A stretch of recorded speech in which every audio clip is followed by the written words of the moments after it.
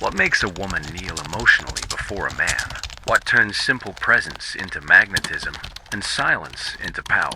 Nietzsche believed that true strength is not about dominating others, but about dominating oneself. And that is exactly what we are going to reveal now. The 5 hidden rules, almost forbiddens, that make a man impossible to ignore, that make any woman feel she is facing something greater than desire, something she cannot control. Have you noticed that the more you chase, the further she moves away? That the game of seduction is not about ready-made phrases or displays of strength, but about a silent, almost invisible energy that transforms the common man into someone who does not need to beg, because it is she who begs to be by his side. This video is not for everyone. It is for those who are tired of being ignored, tired of giving power to her expectations, tired of being a lamb waiting to be chosen. If you want to become the man who does not need to ask, but who is naturally desired, then stay until the end. Because today you will learn Nietzsche's 5 hidden rules, and after this, nothing will be the same. If topics like psychology, philosophy, and the darkness of the human soul interest you, subscribe to the channel now. What really destabilizes you is not what she says, but what it reveals about you. A sharp comment, a delayed reply, a comparison with another man, and suddenly you feel that urgency to prove, to justify, to win back the respect you think you lost. This is where most men give up the throne, because the impulse to react does not come from the external situation. It comes from the internal wound that still needs confirmation to exist. The provocation is not a declared war. Most of the time, it is radar. Where is his center? What makes him tremble? Can I trust this man when the world gets tough? If you take everything as an attack, you react. If you see it as reading, you remain. Every outburst, every anxious justification, every "you do that too" is a donation of psychic territory. When you raise your voice, change your mood, abandon your values to regain momentary approval, you make it clear your emotional state depends on her. Dependence is the opposite of authority. The masculine energy that leads is not measured by the volume of the voice, but by the stability of the emotional field she enters when she is with you. If any frustration deregulates you, she learns.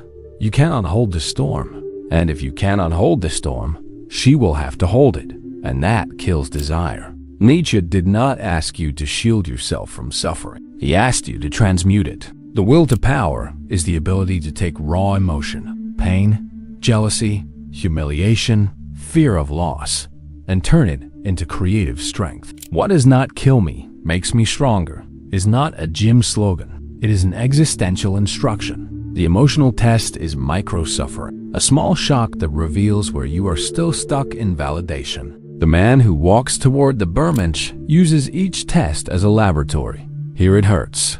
What does this say about me? What do I still need to prove? Who am I serving when I lose my center? Instead of reacting, he observes. Instead of blaming, he integrates. Reaction is automatic, childish, guided by the wound. Response is conscious, guided by value. When provoked, your physiology fires. Heat in the chest, tight jaw, internal threat narrative. Train yourself to recognize the body signal as an alarm, not as a trigger for attack. The response starts within. I am safe. My truth does not depend on immediate agreement. Then you choose. Respond with humor, with calm boundaries, with strategic silence. The point is not to win the argument, but to preserve the axis. Emotional authority is born from consistency between what you feel, what you know, and what you do, especially under pressure. Imagine, she says, laughing, "Are you jealous of that friend of mine?" You reply, "Of course not." But also, you keep giving him attention, argument, justifications, cold hours. She feels insecurity, not leadership. Scene 2, same phrase. You smile lightly. If I were, I would say it. I trust myself and I trust you. But if something bothers me, we will adjust. No drama, no loss of value. She tests, she finds ground. And when she finds ground, she relaxes. Desire grows where there is containment. Magnetism is born when she realizes, nothing I do shakes this man out of himself. Detect patterns. In what kind of comment do you always react? Money? Ex-partners? Comparisons? Name it. 2. Label the internal state. Anger, fear of abandonment, hurt pride. Labeling reduces intensity. 3. Ritual pause. Inhale deeply for 4 counts. Hold. Exhale slowly. The body needs a safety signal for the brain to think. 4. Respond based on principles. I do not argue by yelling. When something bothers me, I speak directly. 5. Set boundaries without drama. I will not continue this conversation like this. Let's resume later. If she insists on escalation, hold the boundary. If she retreats, notice. Your emotional field changed the game. The invisible game of emotions is not about defeating women. It is about no longer being defeated by yourself. Every provocation is an opportunity to polish presence. When you remain whole, she feels safe, and safety awakens surrender. This is how silent power begins to reverse the dynamic. You stop competing for reactions and start governing the emotional climate of the relationship. This is the first step for her desire to align with your orbit. Stay with me, because in the next part, we will dive deeper into the transmutation of this stability into magnetism. Rule 2. Self-mastery is seduction. There is something almost hypnotic about a man who does not need to prove anything. He enters a room and is not hunting for glances. He is not competing to be noticed. He simply is.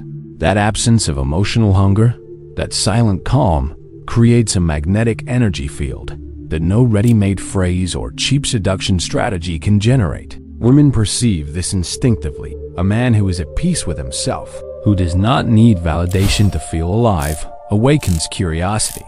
Because deep down, we are all attracted to what seems complete, rare, uncheckable. And this is precisely what Nietzsche understood. True power is born from self-mastery. The average man lives chasing small signs of approval, likes, replied messages, forced compliments. The more he needs this, the more fragile his presence becomes. The woman senses this silent desperation, the anxiety to be accepted, and unconsciously loses sight of him. The reason is simple. There is no mystery in someone who kneels for another's validation. Seduction is not about showing yourself available at all costs, but about generating emotional tension, a space where she needs to cross the bridge to reach you. When you master yourself, you create this magnetic distance, this air of not needing. And it is exactly this that makes her want to be closer. Think of men who make a presence without saying a word. They are not necessarily the most handsome or the richest, but there is something in their gestures, in their calm gaze, that says, I am not here to conquer you. I am here because I am. It is the absence of emotional hunger that creates magnetism. A man who masters himself does not seek approval. He offers presence. He does not chase. He becomes the center. And when he becomes the center, everything around orbits. Women are not attracted by the noise of a man trying to be accepted, but by the powerful silence of one who does not need to be anything other than himself. Nietzsche spoke of the bon mensch, the man who transcends himself, who does not live by values imposed by society, but creates his own. Applied to seduction, this means abandoning the predictable games of the average man, desperate messages, uncontrolled jealousy, automatic reactions, and building such a solid internal state that any emotional test becomes irrelevant. He does not need to beg because he has already understood the root of seduction. He who masters himself will never need to dominate another. The true seducer is not the one who controls the woman, but the one who controls his own inner chaos. There is something deeply intimidating about a man who knows how to stay silent. Not the cowardly silence, but the one that conveys firmness, the calm of someone who has nothing to prove. When she shouts, he does not retaliate. When she tests, he only observes. And this is not coldness. It is self-mastery. It is the ability to recognize that true seduction is not in responding to her chaos, but in remaining whole, unshaken. This man does not need to compete because he has already won the hardest battle, winning himself. This is what awakens respect, desire, and fascination. Seduction is not about chasing, sending dozens of messages, or trying to impress with superficial achievements. It is about energy. It is about the emotional state you carry, that she feels even without words. If you are needy, desperate, trying to show yourself interesting, she senses it as weakness. But if you are focused on your life, your projects, your own evolution, she feels she is facing someone rare. Self-mastery is seduction because scarcity is attractive. The man who is rare, not because he hides, but because he is whole, becomes irresistible. Self-mastery is not just controlling outbursts of anger or jealousy. It is a lifestyle. It means taking care of the body, mind, purpose. It means saying no to habits that weaken you. It means not reacting to provocation, because your life is much bigger than any momentary test. Start practicing active detachment. Do not send messages just to seek attention. Do not give in to the need to explain every step. Do not live to please. Practice silence as a weapon. And above all, keep focus on what makes you a better man. Not for her, but for yourself. Seduction is a side effect of being whole. The man who does not beg, does not plead, does not ask to be chosen, that man is an enigma. An enigma seduces. Nietzsche believed that a man's true power lies in being able to love without losing himself, to surrender without begging. When you build this silent presence, when you do not seek to be noticed, but live under the light of your own purpose, something changes. She starts to chase. She feels she's facing a man who does not depend, and that is magnetic. Seduction is no longer a conquest game, but a reflection of what you have already become. Someone who does not need because he already is. Have you ever noticed that some women can touch on points you did not even know still hurt? Sometimes it takes just one phrase, an innocent joke, and something inside you explodes or shuts down. This is not magic. It is deep psychology. Nietzsche and Carl Jung knew that inside every man there is a shadow, a collection of wounds, traumas, fears, and insecurities that we try to hide from the world. When this shadow is not acknowledged, it becomes our leash. Whoever does not understand their own darkness will be manipulated by anyone who knows how to poke where it hurts. Emotional self-mastery begins when you transform this shadow into armor. Women test instinctively. This is not cruelty. It is biology and instinct. They want to know if you are solid or if you will fall apart under pressure. When you deny or try to hide your weak points, they become even more evident. The shadow you hide appears in your tone of voice, in your nervousness, and your exaggerated reaction to provocations. If she notices that just mentioning your past or poking your insecurity can dismantle you, you have lost control. But if you face your demons, if you accept who you are, including what you dislike, she finds no cracks. She feels strength in someone who is not afraid to show his scars. Jung said, until you make the unconscious conscious, it will direct your life and you will call it fate. This means that as long as you do not look at the wounds you carry, you will continue reacting like a puppet. The man who integrates his shadow looks inside and admits, yes, I failed. Yes, I have pain. And yet, I am here. This kind of inner honesty creates something powerful, an unbreakable emotional field. When a woman tests this man, she does not find childish defense, but a calm and impenetrable presence, because he has already won his greatest war, the war against himself. When you accept your darkness, it stops hurting you and begins to protect you. Shame, fear, repressed anger, all of this, when acknowledged, transforms into silent self-confidence. It does not mean being cold or insensitive, but having control over what affects you. If she says something to provoke you, you are just like your father. You will never succeed. You do not react because you have already made peace with that part of your story. What has been accepted can no longer be used against you. It is as if your shadow becomes psychological armor, preventing any word from breaking your essence. Nietzsche said, "He who fights monsters should be careful lest he thereby become a monster." And if you gaze long into an abyss, the abyss also gazes into you. This means that facing your shadow is not an easy process. It is painful to look at your traumas, your failures, your vulnerability. But it is precisely this dive that separates the ordinary man from the man who rises. The Brahmensch does not flee the shadow. He dances with it. He understands that there is no true light without integrated darkness. When a woman provokes you, what she is really doing is holding a mirror to you. She is showing where you are still not free. If you explode at a comment, that reveals more about your insecurity than about her. The wise man uses these tests as indicators. If this bothers me, I still have something to work on inside me. Instead of reacting, he observes. Instead of fighting, he laughs. The integrated shadow turns the test into an opportunity to strengthen presence. This creates such a powerful contrast that she feels safe because she realizes she is facing someone who is not a slave to his own ego. First, identify your triggers. What comments destabilize you? Money? Ex-relationships? Past failures? Then, instead of denying, accept. Write it down, reflect, understand why it still hurts. Second, express your vulnerability consciously. This is not a sign of weakness, but of maturity. Saying, yes, I made mistakes, but I learned from them, disarms any manipulation attempt. Third, work on your silence. Not everything needs a response. Sometimes, the greatest power is to remain still in the face of the storm. A man who has integrated his shadow carries a different presence. He does not show off.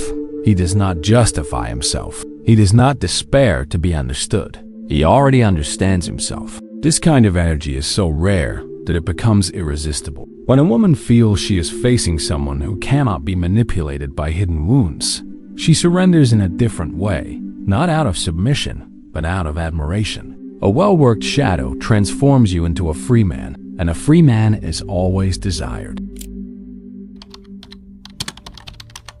From early on, you were taught to compete for women's attention. Be more handsome, funnier, more interesting. Make her laugh, prove you are different. But every time you enter that game, you have already lost. Because competing is admitting that you have no value on your own. It is begging to be chosen. It is living chasing a crown that was never made for you. Nietzsche would spit on that logic because he knew that a man who needs to prove his worth has already placed himself beneath the other. True strength lies not in competing, but in becoming so complete that no comparison exists.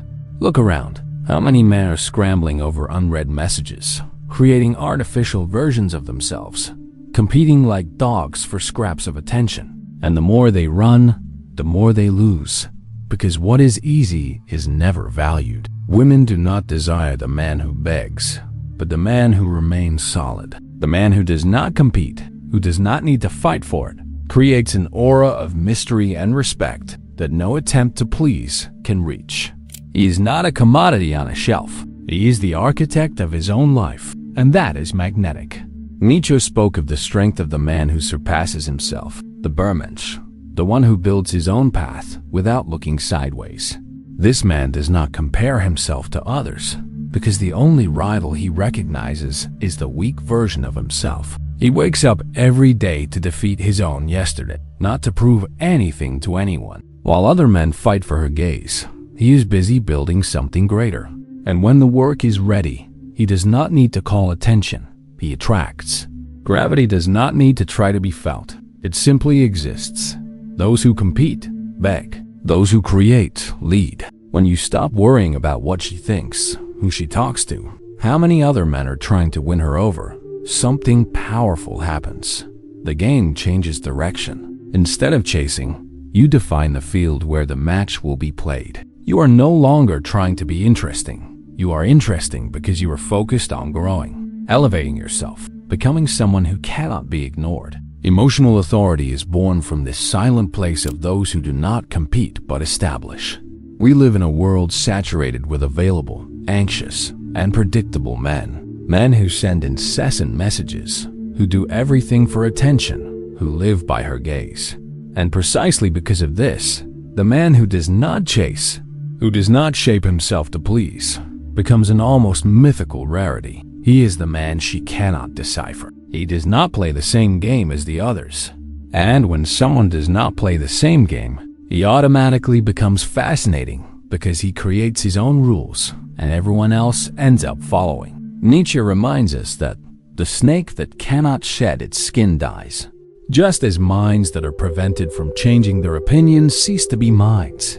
The man who creates the game is in constant evolution, changing, surpassing, reinventing himself. He does not stand still trying to prove he is better than others. He is better because he is not trapped on the same board. While they compete for likes, he builds legacy. While they post indirect messages, he builds reputation. While they want to be seen, he works to be eternal. If you want to become a man who does not compete, you need to turn the key from external gaze to internal gaze. Ask yourself, who am I becoming? Where am I going? What am I creating with my days? When you become so focused on your mission that external opinions lose their weight, something changes in your posture, your voice, the way you walk. You stop being a competitor and become a creator. And when that happens, she feels it. She realizes she is facing someone who does not depend on her to exist. In the end, there is a brutal difference between the gladiator and the architect. The gladiator enters the arena to fight for approval, to prove himself worthy, to survive judgment. The architect builds his own arena, decides the rules, chooses who enters and who stays out. You do not need to compete when you build something greater than the contest itself. When she arrives, ask yourself, is she worthy of what I have built? Because the day you stop wanting to be chosen will be the day everyone is trying to understand how to enter your world. There is something irresistible about a man who needs no one. He does not beg for attention, does not plead for love, does not seek validation. Nietzsche believed that true greatness begins when a man stops depending on the gaze of others to exist. The free man is one who is enough unto himself. He is magnetic because there is no hunger in his eyes. While others live trying to fill a void with others' approval, he builds himself. And that silence, that absence of need, is more seductive than any game of seduction. True freedom is not about shouting independence, but living as if it were natural. The man who needs to prove nothing is the one who sparks the most curiosity because he seems to be in a state of emotional abundance. He does not chase women because he is busy chasing his own destiny, and paradoxically, this makes them chase him. He does not worry about being loved. He loves himself, his mission, and his path, and that is what makes him different from all the others. Nietzsche spoke of the Bermensch, the man who transcends the limitations of the herd, who recreates himself as a living work of art. This means going beyond common needs, beyond the necessity to be accepted or admired. The free man does not seek to conquer women. He builds a life so fascinating, so full of purpose, that they want to be part of that journey. True power is not in hunting, but in becoming the kind of man who is naturally followed. Neediness is the greatest male weakness. When you put yourself in the position of begging for attention, you automatically lose respect. Women notice, the world notices, and you lose authority. The free man never needs to chase approval because he understands that respect and desire are consequences of his internal stance. He is not cold, but whole. He does not reject emotions, but he is not ruled by them. This emotional stability is rare, and everything that is rare becomes valuable. When you understand that you do not need anyone to validate you, you gain a power that intimidates. The free man is not afraid of losing someone because he does not lose himself. He does not get trapped in manipulation games because his presence is already enough. If she walks away, he continues. If she provokes, he observes. If she tries to test, he smiles. This serenity is what differentiates men who beg from men who attract. Imagine a man who enters a room and does not seek the looks, but the looks seek him. Not because he talks too much, but because his presence is solid. Nietzsche would say this is the consequence of a life lived with purpose, discipline, and self-sufficiency. The free man does not need to prove anything. He does not compete, does not fight, does not compare. His life speaks for him, and the more he lives by his own terms, the more irresistible he becomes. True power lies in reversing the game. It is no longer about being chosen, but about choosing. The free man looks at a woman and asks himself, is she aligned with what I have built? Does she deserve to enter my world? This is not arrogance, it is clarity. You are not a beggar for attention. You are the guardian of your emotional empire. And when she senses that you have standards, that you do not accept just anything, respect grows, and along with it, desire. In the end, The free man is the one who does not bow to the rules of the social game. He does not live to please. He does not live to conquer. He lives to become. And that is exactly what makes women beg for his attention. He is not a cheap product, but a rare enigma. The freedom of not needing, of not yielding to the fear of loneliness, creates a magnetic field impossible to ignore. If you want to understand true power, do not seek formulas for seduction. Seek yourself. When you become free, the whole world changes its orbit around you. Now you know Nietzsche's 5 hidden rules that transform ordinary men into forces impossible to ignore. It is not about manipulation, but self-mastery, presence, and true freedom.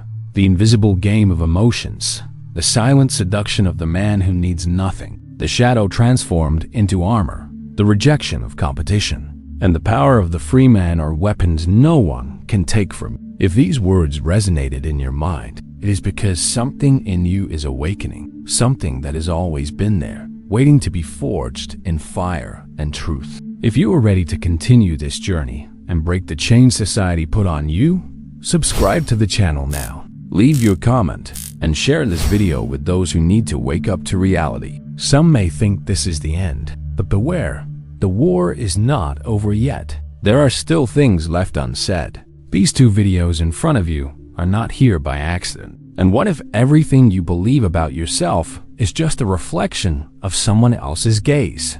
Click now on one of the videos on the side and start breaking that mirror. You will have to risk the click. So, which one will you choose?